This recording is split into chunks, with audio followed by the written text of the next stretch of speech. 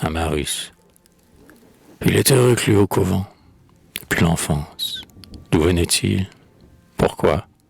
Comment? Il l'ignorait.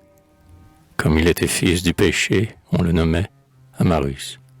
Il était grand, blême et pensif, l'œil rivé sur la terre.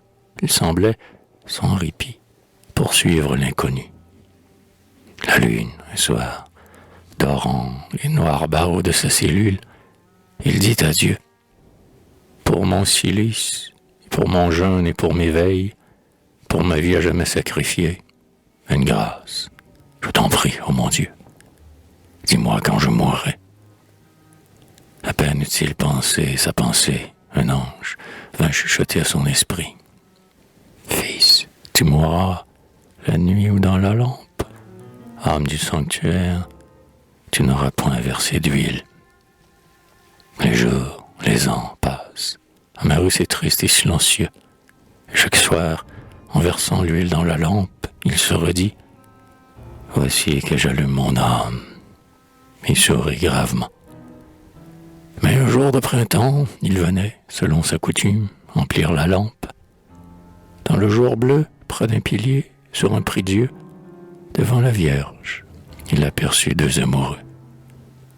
Il s'approche, observant et retenant son souffle. Et quand ils ont prié, d'un pas léger et rapide, il les suit. Quel étrange désir le mène au cimetière du couvent. Les alisiers, les lilas agitent un parfum bourdonnant qui lui monte au cerveau.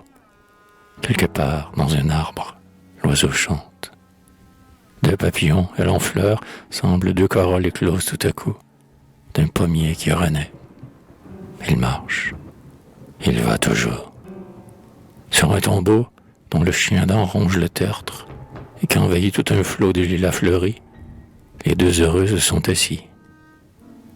L'ami se penche vers l'ami, et dans les cheveux de l'ami, tous les lilas laissent pleuvoir toutes leurs fleurs. L'oiseau chante, et jouant, volant, se pourchassant. Sur deux boucles vont se poser deux papillons. Alors Amarus songe aux tendresses des femmes, dont il ignore tout, jusqu'au baiser de celle qui lui donna la vie. Cependant l'oiseau chante, les hauts lilas parfument l'air et l'herbe lui.